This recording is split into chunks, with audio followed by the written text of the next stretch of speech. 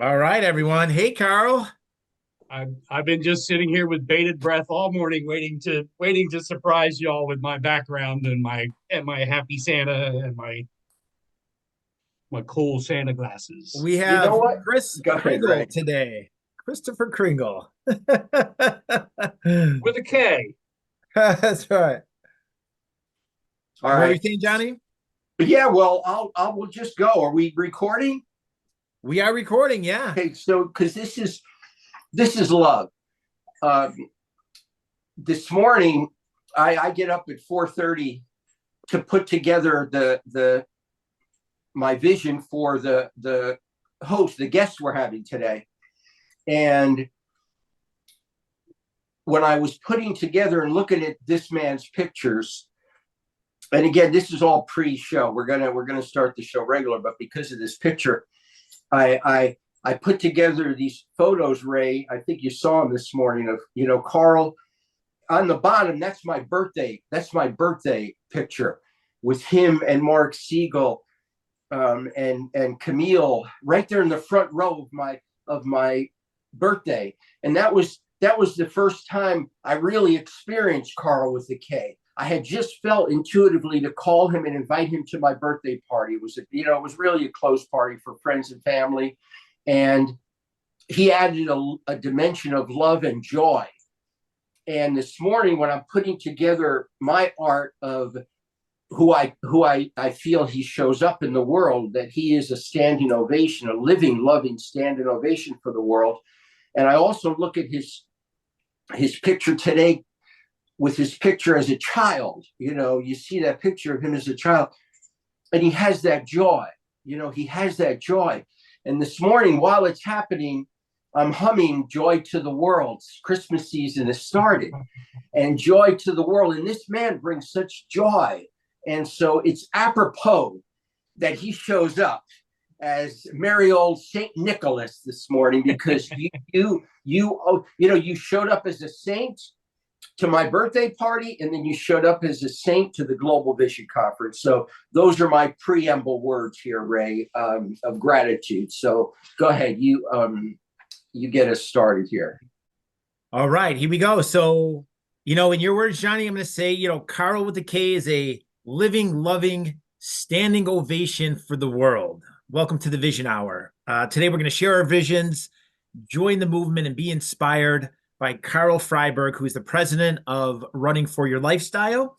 Carl's also a motivational speaker, mentor, trainer, and published author of several books, including his most recent book and course titled Goal Setting Simplified. Carl was also featured in July 2023 as a co-author in the 19th publication of The Change Book, and has appeared on stages, podcasts, and live interviews. So Carl's going to be sharing his vision today, and a little bonus, he'll be joining us at the Global Vision Conference 10. So Carl with the K, I'm going to turn it over to you. Please share your vision with the world. Thank you so much, Ray. Thank you, Johnny, for your beautiful words to launch this wonderful day. As you can see, I can barely keep my eyes open because my cheek muscles are squinting my eyes. So, I'd really love to start out today and along the lines of sharing vision. I'd like to read something real quick. It's an excerpt out of a book that is not yet published by one of my favorite authors. His name is Carl Freiberg, and the book is called Goal Setting Mastery Simplified, which is the next book in the series of the setting journey that I'm sharing with everybody through my teachings and my podcasts and my coaching. So this goes along with when you go from goal setting simplified and you go into mastery, there's a lot more doors that need to be unlocked, a lot more different ways and methods that you can use. And one of them is vision boarding. So vision boarding is creating, you can kind of see without going too far, but back here is one of my small vision boards, has pictures of houses, cars, things that I'm aspiring to. So let me just share this real quick. I talk way better than I read, so bear with me. Visionary, someone who has the ability to imagine something that cannot yet be seen. a person with the ability to visualize, plan, and anticipate the outcome of a future trend or change that has not yet been discovered. An individual that has a keen sensitivity that surrounds the ability to see something in a future light and inspire and influence others to understand their ability to manifest it. Visionaries are forward thinking, innovative, and creative in nature, and are often essential contributors to major changes and discoveries around the world for the greater good. We see things in a different light than most others and have an internal fire burning inside of us to do whatever it takes to improve the lives of all who we come in contact with and help to make the world a better place. Carl with a K. Bravo. Bravo, brother. Well stated. Well stated. So, Carl, it seems like you have been writing about goal setting and you have multiple books out and you're a speaker. How did you get what was your journey to get to here? It's been a long and arduous trip, like it's been for many people. I've been what I consider a seminar webinar junkie for going on 30 plus years now. I was involved with multi-level marketing companies, multiple multi-level marketing, network marketing companies over the years, which of course the core behind most of those companies is self-improvement, self-development, making yourself a better person so that you can in turn be a better person for the world. I found my love of learning. I live by CANI, continued and never ending education. And I believe that, you know, it's just an integral part of growth for anybody. So I've always seen myself as I've been in those rooms and those conventions with Tony Robbins, with T. Harv Eker, with Global Vision last year. I've always had a vision of myself being on those stages. I'm happy and sad at the same time to say that I'm now 62 and I'm breaking through those barriers for the last time and getting to where I want to be in my life now with this particular path that I'm taking. But I still have many years to go, and many of the greats are way older than I am right now. So I'm really looking forward to being able to share my message and my journey with the world on the stages of the world as time continues. The interesting thing about what's going to happen here January 20th, as you know, Johnny had mentioned, I was invited to his birthday party, it was really so inspiring and so touching to me, because most of the people that got up to speak at Johnny's birthday, oh, I've known Johnny for 15 years. Oh, I've known Johnny for 25 years. Oh, I've known Johnny for 10 years. I knew Johnny for 2 weeks. And we didn't even really know each other. We knew each other through people that said, oh, you got to meet Carl with a K. Oh, you got to meet Johnny. And so I was brought into this just beautiful family with this warm embrace 2 weeks before Global Vision. As he mentioned, I'm a standing ovation. I parked my butt right up. I know Ray knows. I know Johnny knows. I can see the smile. I parked my butt right up in front of that stage. And Carl, that means a lot to a lot of the speakers. I know when I was up there speaking, you gave me a sense of comfort, and I appreciate that. I know everybody at the Global Vision Conference appreciated your enthusiasm and your energy. So bring it back on January 20th, 2024, please. Absolutely. And that's, you know, and that's what I've learned over the years as well and you'll hear it in teaching and training and coaching programs as well. But typically a speaker, when they're up there on stage, they're scanning the audience, and they're not looking for this guy that's all grumpied up and got his arms crossed, his legs crossed, his eyes crossed, and his ears crossed. They're looking for that person that's all leaned in and going, come on, bring it on. And that's what gives us the ability to shine our lights. So, of course, when you're the spectator as opposed to the stage person, that's your number one concern and responsibility, is to bring that light to the stage, to the audience. So while I was there, my vision was that next year I will be on that stage speaking. And I am so proud and honored that I will be what I call the morning main event, because I know I'm not going to be speaking right at the very beginning of the day, but I'm going to be one of the highlights of the morning. And I can assure you, I'm going to bring some fire and some gifts and some just wonderful visions and teachings and motivations to everybody in that room. And I'm so excited to be there. Absolutely. We are looking forward to having you, Carl. Some of the things you said is, about vision and goal setting is kind of that forward thinking. And it's almost like I bring it back to nature where like visionaries are like humanity's pollinators, right? It's the philosophers of the world, the inventors, the entrepreneurs, the authors, the writers, the speakers. And without them, humans cease to advance, right?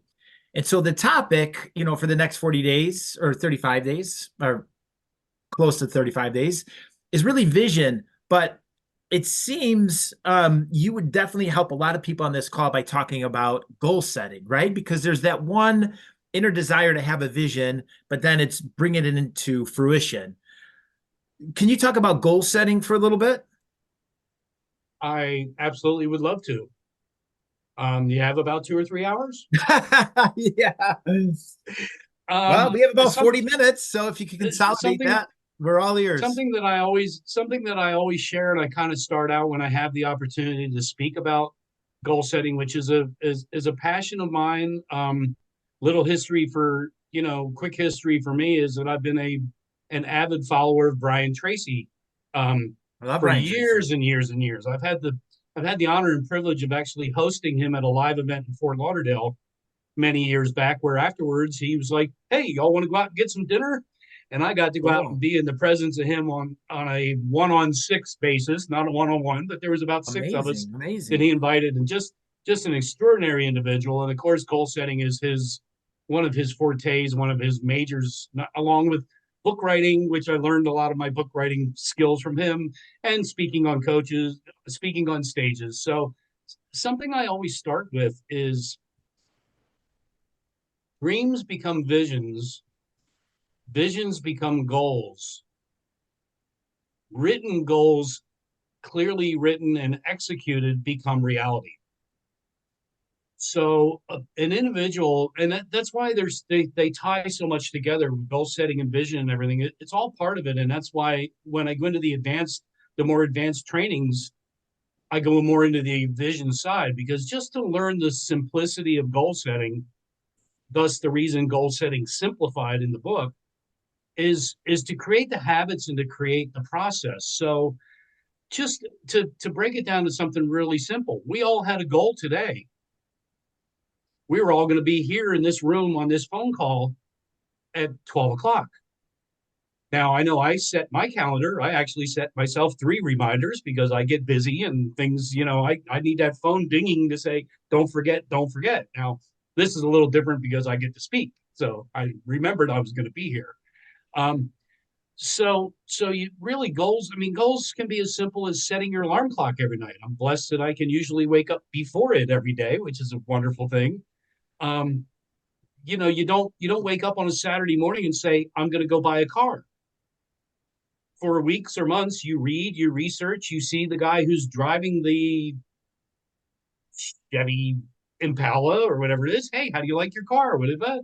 You already know that it's good, that you want it to be blue with a gray interior, with leather, with AM/FM stereo. Now I'm old. AM/FM stereo in it. Yeah. So in the process of learning and setting goals, and it's really a shame, without going down a rabbit hole or into a dark place, but if schools would begin teaching this to children now, maybe not before middle school, with 5th grade, 6th grade, when their thinking minds are beginning to develop. If schools would teach the process of how to properly and execute goals, can you imagine how many less people in this world would be living on government funding and assistance? And it's a shame. I mean, we go all the way up through high school and college, and we come out of college, and nobody's even taught us how to manage a checkbook, or our credit cards or anything like that, or begin a business, start a business. These are all things that come under the massive umbrella of goal setting. Goal setting can be something you want to do to improve your life, something what you want to do to improve your health, something you want to do to improve your relationships. So again, it's easy for people to get confused, and that's why I try to teach in a kind of an elementary type situation with the way I produce and put out my trainings for those who are just really setting down that path for the first time. Does that Yeah. answer your question? Absolutely. And I want to go a little further into that because, when you look at visionaries and even artists, right? The creatives, there comes some personality traits where they're spontaneous and somewhat unpredictable. That left brain versus right brain. I feel that people could sometimes be both, but usually the creatives need a little help. And you said create habits. How would you tell the viewers how to create those habits? Like, what would your recommendation be to create positive habits to goal attainment? Um, Interestingly enough, and without trying to sound like a continual commercial for the book, No, plug in it, Carl. Listen, plug it. We want, yeah, yeah, in the please. goal setting simplified book, each day at the end of each, it's set up kind of as a 5-day course so that you read maybe 10 or 20 minutes worth of stuff and then you do a simple exercise. And that simple exercise begins day one with write down, here's the idea of how to get to somewhere where you're thinking about goals. Now write 3 goals down. And then tomorrow we're going to come back and we're going to learn more. And then we talk about more about how this process works. And then it says at the end of this day, today's exercise, go write those 3 goals down. Now write down 3 more goals and leave space between them. Yep. So that tomorrow when you come back, you're going to write down those first 3 goals, those second 3 goals, the third 3 goals, and now you're going to start looking at your first 3 goals and say, how do I attain these? Because you have to, one of the easiest ways to call it is reverse engineer. You have to reverse engineer the process. If I want to own a brand new car in 2024, well, that's 12 months. I want to own a brand new car June 1st of 2024. Okay, great. So that means by May 1st, I have to know what colors, what style, what etc. What kind of a deposit I'm going to need, what kind of a payment I'm looking at. April 1st, I'm going to need to know if it's the car that I want, what I like. March 1st, February 1st, January 1st. So you take an end result and then you work backwards to figure out how to break it down into. And it's funny, in the book it says how do you eat an elephant one bite at a time. That's right. That's the whole idea, is you want to break the process down into tiny step-by-step processes that you can follow with ease and grace, and you don't have to get overwhelmed by the process. Now, sometimes there's challenges that require a goal needs to be attained in a week or 2 weeks. And that's, those are the ones that create some discomfort and some stress and makes you get out of your comfort zone and stretch further than you're used to stretching. There are, again, there are so many different ways to look at goal setting, from simplified to extreme, and from little tiny goals to great big giant enormous goals. Yes. Like that $240,000 40-foot RV that I got my eye on. Oh, all right. A traveler. I want to wake up in the morning at the back of the RV and grab a dart and throw it at the map at the other end of the RV and go, oh, Albuquerque, New Mexico. Let's go. Carl, I am I'm going to share my screen. I'm going to share my screen real quick. Let me know when you can see it. Probably got an RV on your screen. Oh, there you got my books. Yeah. So I'm all about the good plug. And this comes from a genuine place, right? Is that so many visionaries are watching this show, right? They're watching. And there's such a necessity for exactly what you're talking about, to get organized, to create those healthy habits. So I just want to flash this up there. Goal setting simplified. Carl with the K. It's on Amazon. Get your copy. Thank you. Yeah, it's and you can actually, to keep it even more simple, you can go to carlfreiberg.com and find everything there. Perfect. Yep. So The Hey, Carl, real quick, I'm going to turn it over to Johnny. Johnny, what are you feeling? I see you Well, smiling and a lot of clapping things, and a lot of cheering. things, because I love the nuances of vision and art, because and to create my vision in 34 days is the most beautiful day in the world, to bring heaven down to earth in that room. And two things that Carl did on this journey for this year. One, he was at another event at the convention center, Ray, and he went upstairs up to our room and he took a picture of the room. And he said, "There's our room, Johnny. There's our room where it's going to happen." See, that's artistry. That's love. That's community. Now that's one way he encouraged me, but a much larger way. Now you might not even remember this, Carl, but Ray, we had that weekend planned in June, and at the end of June, we were all going into Orlando to do the Movies and Popcorn Movement Day with Camille and JFC for You and the whole gang. And Nancy Matthews was coming in, and David Loda, and you were flying in from Chicago, and we got we booked a Hilton, because that's the hotel you stay at, and we're all moving towards it. And everyone on the team, one after another, had things that happened that they just could not be there, one after another. And 2 days before the event, Carl said, "Johnny, can we get together?" We met up at McDonald's, and he was so distraught that he didn't feel he was going to be able to make it. But I was like, "Carl, man, you made it. You're handing the baton to me. You are an encouragement to me today, that you just want to be there. That's enough. It's just that your desire's there." He had been pushing it day in, day out for weeks, and then he had another mountain to go to. And he handed me a package for Camille, and in it was $100 bill for the children. And if you could have seen Camille's eyes when she knew she was able to buy more popcorn and more needs for those children, Carl, and I was the one, the deliverer of it, that is love. That is a standing ovation for those children. You are a living, loving standing ovation for this, and for me, because you don't realize, by being vulnerable, you enlivened Yari and I. We're going, man. We're going. And one of the greatest pictures we've had in the whole time of the Movies and Popcorn Movement was Yari with all the children raising his hand. "I have my ticket. I'm here with the kids, Movies and Popcorn."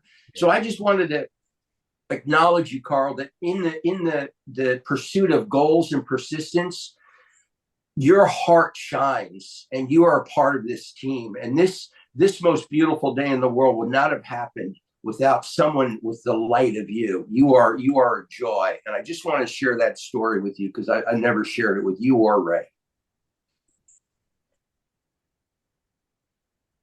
Love it. I love it.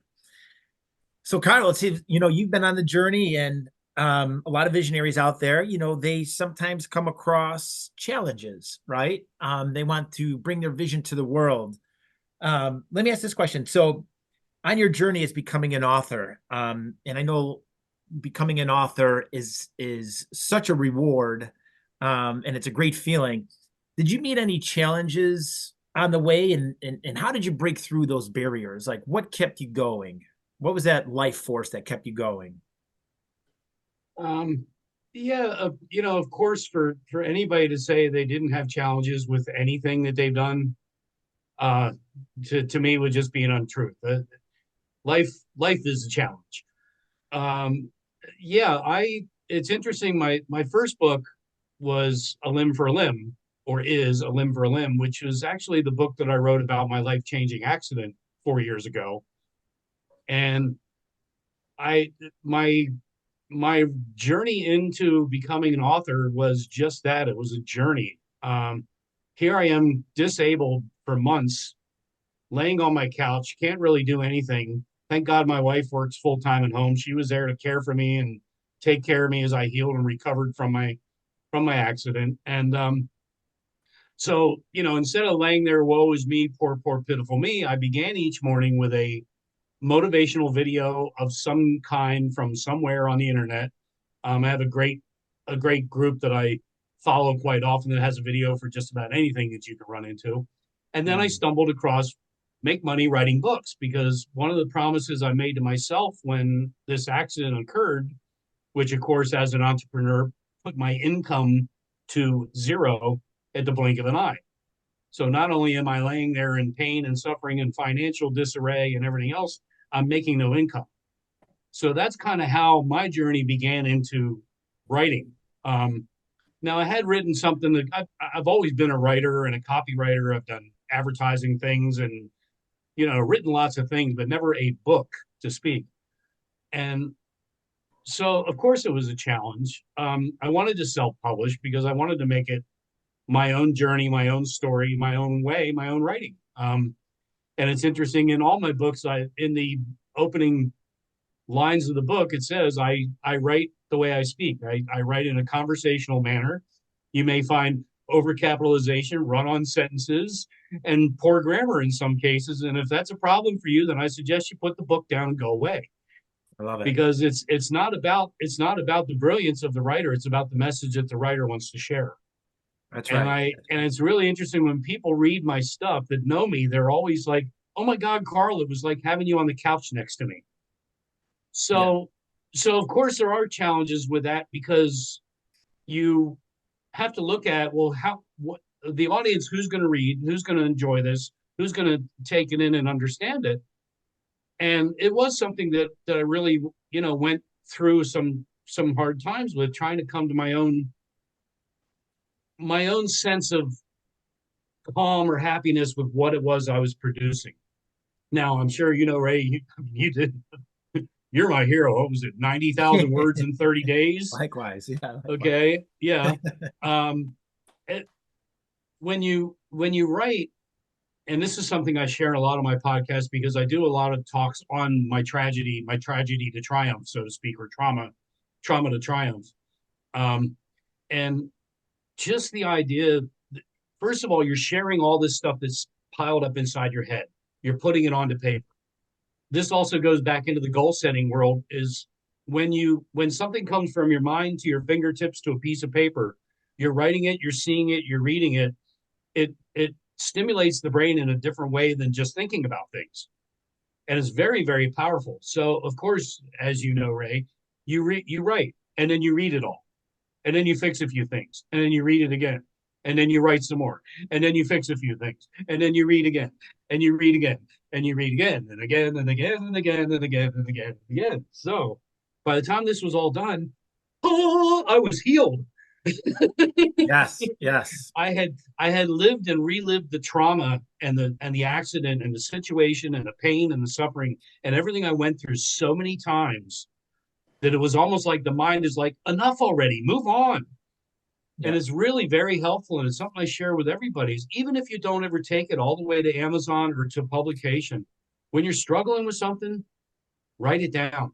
Even if T. Harv Eker was a great one, Secrets of the Millionaire Mind. At one of his conferences, he talked about, take all that information, then put it in your hand, and then turn it into a hot coal. Get rid of it. Get rid of it. And it's amazing, just that, even this simple little thing, and the same thing, write it all down, write 30 pages about it, take it out in your backyard and burn it if that's what makes you feel good. I love that. Yeah, it's a cleaning process. Pieces and flush it down the toilet if your toilet won't fall burn it, destroy it, conquer it.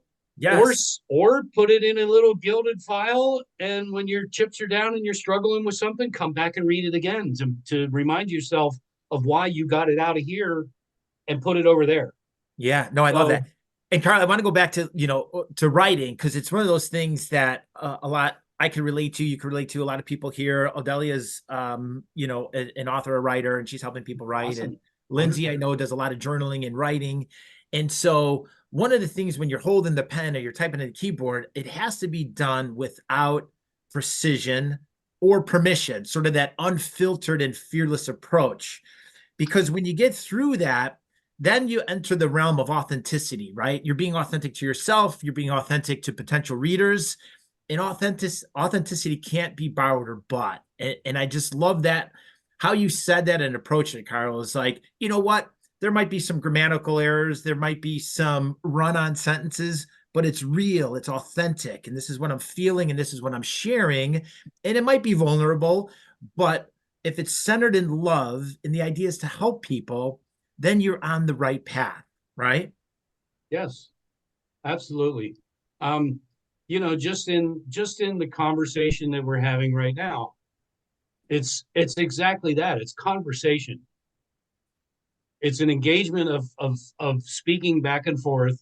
Now, when you're a writer, you're an author, you're speaking to somebody who, in reality, I'm sure we've all done it. As you're reading something, there are things going on in your mind. You're actually talking back to the author or talking back to the book when you have those ahas, those oh wows, those oh, that's the key. That's the thing that's been missing all this time.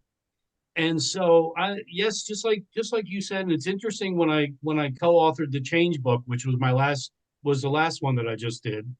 Um, they had, I had sent in we each get a 3,500 words chapter and a little blurb to explain ourselves, which of course in my blurb was, this is how I write, this is who I am, like I always put. And I had sent it into the people that, are going to compile this for the book. And they said, you really ought to, we have this guy who's really good at editing. And, I've already seen a couple of mistakes and he's $95 and you should really have this edited. And I came back, I said, do I have to? And they're like, well, no, Yeah. you don't really have to. It's Why? like, good, Yeah. then I don't want to.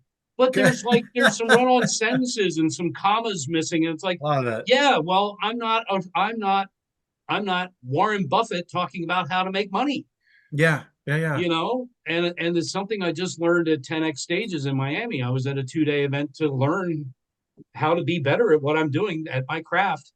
Yeah. And I loved what he said, that the world is now starving for our voices more than any time ever in history, because of the thing that happened coming up on 4 years ago. That's what I like to call it, that thing.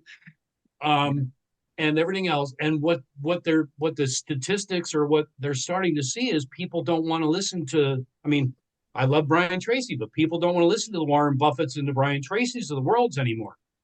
They want to listen to Johnny Regan and Carl with a K, who's more relatable and down to their level. How do you listen to some guy about financing that owns 35, 42-room mansions?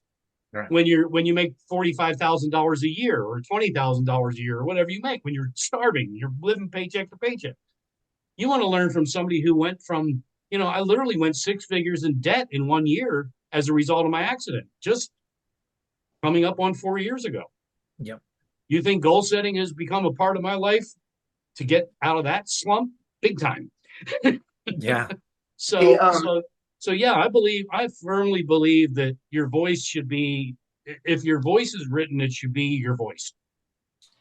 Hey, Carl, I would like you to share the story about one of both actually a hero of the three of us, Zig Ziglar. The first time I saw Ray speak, he's got this charisma about him, a natural enthusiasm. He speaks like no one else. But if I were to compare Ray to have he's got that Zig charisma about him. And Ray, wait till you hear Carl's story about Zig Ziglar. Are you talking about the time I got to see him live in downtown Fort Lauderdale? Yes. And what happened? Yes. So Zig Ziglar was actually preaching the sermon at the First Baptist Church in downtown Fort Lauderdale. This had to have been 25 to 30 years ago. Okay. Wow. I'm from a Christian upbringing, but I don't follow like a specific, I was born Methodist and forced into church until I was old enough to make my own decision. And then I created my own path from there on. So I'm very open. So I was like, the wife and I was like, let's go, because I love Zig Ziglar. And I could listen to him talk about God, planet, universe, finances, motivation, doesn't matter. I just love being in a room with a guy of that kind of greatness. So here he is, and he's, finishing his whole sermon. And the First Baptist Church actually has, I'm sure there's a better name for it than what I have, but I call it the dunk tank. They've got the dunk tank right there on the stage. And I'm ready to just run down there at the end of the sermon and get baptized by Zig Ziglar. I mean, I was so overwhelmed by the message that he shared and the story and the sermon that he shared. And just, you go to pieces sometimes when you're in those places. And when it's really touching you, when you're so overwhelmed with emotion that there's tears of joy and change coming out of you uncontrollably because of the power of the messages that's coming to you. And it's something I aspire to. And again, Zig has always been will always be a huge influence for me in my life. I love that. Yeah, Zig Ziglar, he's the man. I used to listen to his audio CDs driving from Chicago to Minneapolis. Yeah. So you guys now, we're from his lineage, and you just answered my prayer. I said for the Global Vision Conference, I want heaven to come down. I want people's heart to be touched the way that he touched your hearts, that you would live who God created you to be at your highest, that you would shine your light. And absolutely, I see people in the audience when each of you are speaking that are going to be touched the same way Zig touched you that day in First Baptist. What a beautiful story. Beautiful story. Yes. So wait, so Carl, just so I have it clear, you were baptized by Zig Ziglar? No, I didn't. I said I wanted to go run down the dunk tank, but I did not. I refrained. Yeah. Okay. I didn't take the plunge that day, so to speak. Didn't take the plunge. You didn't get into the dunk tank. But it's interesting because one of my early MLMs was Amway back in the 80s. And we were blessed to have he actually would come to some of the conventions. Okay. Because we were in the hierarchy of the beginners of the formation of it. And he was very close friends with Dexter Yeager and people like that. So, I've seen him on big stages, these stadium type things in the past, and of course lots of videos. But to have him at a convention where it's all family, so to speak, is just such a more powerful presentation than in the big rooms, of course, as we all know. Yeah. Absolutely. One of the things I want to share, it's kind of a common, commonality here, a moment to share, is when you were talking about your writing style, I always have a copy of my book, and this isn't a plug, but on the back, it reads that it's a mind-bending, thought-provoking story about the author, okay? But here, this is very relatable. The format and writing style are intended to be raw, non-traditional, non-technical, and vulnerable, right? So when you have the pen and bring on those run-on sentences, when you're writing, anybody's writing their first book, you're not an author yet. So get it out there, be authentic, be real. And I think that really resonates, with any reader. The other thing I want to ask you, Carl, recently two questions. So recently I've seen, there's a book with your picture on it with also Les Brown. So there it is, the change. Yes. How did that come to fruition? Les Brown, I consider one of the greats as well. Brian Tracy, Zig Ziglar, Les Brown, Tony Robbins, they're all, in the Hall of Fame per se. Absolutely. That's very interesting because there was an event in Miami right about now a year ago, which introduced me to the people that introduced me to Johnny. Okay. The CEO of that company that was putting on that event was actually, I grew up with in Lancaster, Pennsylvania, and he and I graduated in 1979 and never saw each other again until last year in Miami. Wow. He reached out to me on a Tuesday. Oh my God, Carl, I can't believe I didn't think of you. We've got this great motivational thing going on in Miami, but it's Saturday. I'm like, send me the link. I got home. I bought my ticket. I booked my hotel room. I said, I'm there. Yep. Even though I live in Fort Lauderdale, I don't go to events like that and not stay overnight because the meetings after the meetings is where it's all at. Sure. So his girlfriend of all people, who I met there, reaches out to me about a week or two after the event and said, hey, I'm involved with Jim Britt and Jim Lutz, who are also world-class trainers and speakers. Jim Britt actually was one of the early hires of Tony Robbins, meaning he hired Tony. Also was business partners with Jim Rohn for many, many years. So very powerful. Jim Lutz is a world-renowned speaker, neurolinguistic programming trainer, hypnotist, etc., and just two incredible individuals. So I was approached with the opportunity and the offer to get involved with this book, which of course was a no-brainer for me. Yeah. And I can tell you that since this book has opened more doors. And I actually just wrote something this morning that I posted on my Facebook about how, doors will open for you with persistence and perseverance and gumption, for lack of a better term, an old guy term. Yeah, Johnny say every now and again you have to get kicked out of somewhere to know that you're being persistent. Yeah, you have to have a door slammed in your face to know what it feels like, and to know that after the nosebleed goes away, you knock on the door again. You knock on the door again. Yep, exactly. Yeah, I'm sorry. That didn't hurt as bad as I thought it would. Would you like to try that again, please? And what's interesting is this, because of the power, like you said, the power of this gentleman who wrote the foreword, Les Brown. Yep. This puts me in the same. I'm in his circle of influence. I'm sharing a cover with him. Yes. And it's just amazing what this book has done. And right now they're finished. They're doing the finals. This is volume 19. They're doing the finals on volume 20. Okay. And also understand that this book is an international bestseller, which by proxy makes me, and I'm sure you're aware of this as an author, this makes me an international best-selling author. Yes. Because I'm in a book that is an international bestseller. Awesome. And so you want to talk about the quickest way to credibility, it's getting involved with something like this. Is there an investment involved in it? Absolutely. I mean, that's how we move the needle forward in life, is we invest in ourselves, and we take those steps and those plunges, not knowing what's on the other side of that particular door.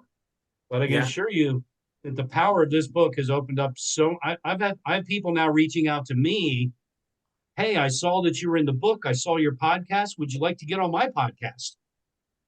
I had somebody actually reach out to me a week or so ago, and I did just complete that one actually. But she's like, "Oh, well, I charge XYZ for my podcast," and I said, "Well," and I looked her up, and I said, "Well, that's wonderful." I said, "But you have no audience."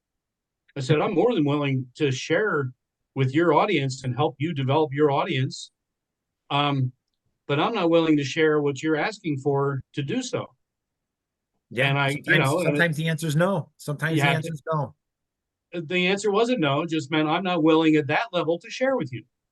So of course it changed. And I said, "Wow, that's gracious. That's wonderful. I'm still not interested in sharing at that level." And it changed again. And then I made my commitment. And as a result, I'm actually going back after I'm speaking with her again. I think it's like February 1st or 2nd, whatever that Friday is, after Global Vision, because she really wants to hear what happened after that. And we did Triumph to Tragedy. We talked about my accident and my first book. And then when I come back, it's all going to be about goal setting and vision and all that. So I'm blessed to have two entirely different stories that tie into each other. But this book was life changer for me. Absolutely. And I was out in San Diego for a solar convention, actually, about literally 2 weeks after I got these in the mail. And I had drinks with Jim Lutz in downtown San Diego. And I got a picture. I'm holding it like this, pointing at him, and he's holding it like this, pointing at me.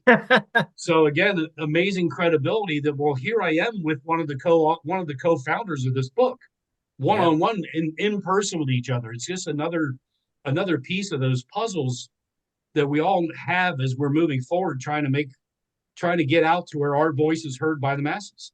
And I love that too. People say 90%, and especially in Vision, 90% is showing up. For you to get on the plane and go to San Diego to that event, things happen. They came to the surface, right? Yes. That's these are what separates the visionaries from the couch potatoes. Yeah, absolutely. Without, Carl, without getting too mean spirited, you can sit around all your life like this, Yeah. or you can go out and make a change. That's right. Now, Carl, your book, A Limb for a Limb, right? It came up a couple of Yes. times. Is there anything you want to share or with the audience on, A Limb for a Limb? Um, yeah, I mean, it was, it's interesting that it was really the beginning of this new journey for me. Um, it's a journey that I've always been on, but it kind of it kind of moved the needle. I like to use that. It moved the needle up a little bit on that particular journey because once again, um, now understand it wasn't a limb for limb. It was just a big toe, but a big toe for limb doesn't roll off the tongue like a limb for limb does. So Yeah. yes, the branch of the tree fell and literally lopped my big toe off at the blink of an eye. Okay. I elected to have it amputated because it was so far gone, and I work on yachts for a living. And you would not believe how many times you bang your big toe or most of your toes into things over the course of your daily work. So to me, to look at years of pins and operations and pain and everything else versus not having it, that was my choice. Um, so it was a time of life that again could have been so easy for me to just implode, for it all to be over. Could have become a drug addict, an alcoholic, homeless. I mean, if I didn't know how to play the credit game and everything the way that I know how to play, we could have literally lost everything during that time. Sure. So that's kind of was that was the Kickstarter or the jump starter to give me more motivation to aspire and go further in life with bigger dreams and bigger ideas and bigger visions. Awesome. No, thank you for sharing. That's incredible. Absolutely. So, any last words? Any last words you want to share with the audience? That you're just feeling that's on your mind? Well, two things in the immortal words, and it kind of goes with what we were just talking about. The immortal words of Sir Winston Churchill: "Never give up," which is, of course, one of my mantras that I live by, and a message that I love to share with everybody. And it even has to do with us being here today. We all we all have our challenges. We all have, I call it the flaming arrows and fiery hoops that you have to dodge and jump throughout life. And the one thing that it's so easy to not show up, and just like not showing up to Miami last year would have meant not being in this book, not being here in this room. May I have stumbled across the Global Vision Conference by accident because I follow things like that, and may I have shown up and created a nuisance and been liked and admired? Yes, but the choice I made was, and I had to take off work to go to that event. And so, and the same thing with today. It very easy. Oh my God, I got friends. Saturday, you're doing this thing. It's Saturday. It's like, yeah, it's another day of the week, and yes, I'm with powerful people sharing powerful messages to help us all get better in our life. Because I'm not that guy. Yeah. So speak of what you will do. So it's on my bookmark that comes in my book is speak of what you will do and I will listen. Do what you speak of and I will believe. Okay. And to break that down to simplified standard is don't say it and not do it. That's right. Yeah. Well, If Carl, you're gonna say you're gonna do it, yeah, then you do it. And if you don't, you do like what Johnny just shared. I did everything possible in my power to make it to Orlando last June. amazing. That's And incredible. literally in the 11th hour, I had to say, it is with a broken heart that I have to tell you that I have done everything I can do, and it's just not in the cards. We were literally leaving 3 days after that for 5 days in Colorado to be flying out 4th of July weekend and to drive 4 hours up and 4 hours back. There was all this stuff going on. God forbid, what if there's an accident? What if you this? What if that? Blah, blah, blah, blah. And I fought through it as much as I could. And then I realized that the important thing for myself and my health and well-being at the time, because I was stressing over it, was to release it and move forward. Absolutely. Yeah, showing up. I mean, showing up is, it's a true testament. But Carl, I want to thank you. You are how would I say this? You're a very wise man, very embodied in wisdom, and your charisma is it's riding high. So thank you for joining the show today. You're a true leader. I'm going to turn it over to Johnny. Johnny, anything to add in? Yes, from my perspective of seeing and envisioning that last Global Vision Conference, and now the next Global Vision Conference, he held space for us. I hold space for visions. It's a spiritual thing to hold space. It's a combination of prayer and energy and love and intention. But in the months following the conference, I was editing all the videos with Victor Choi. And every single individual, as they were invited up onto stage, there is the standing love and ovation that is Carl with it and a K cheering. And every time people came up onto stage, every time they came down, every time Ray, this was your first MC event, and you were up and back, and there's Carl, there's you. You're reading a note, you're introducing, Caroline's coming down. And the two of you are like bookends of love for every speaker, because it takes a great amount of courage to stand on a global stage and say, this is what I am. This is my truth.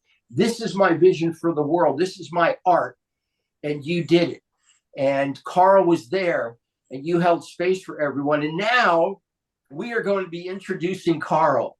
A year later, his vision realized, and we are all going to be giving a standing ovation for him. Right? I mean, it's like this is life. This is life. People wonder, what is life? This is the journey. This is love.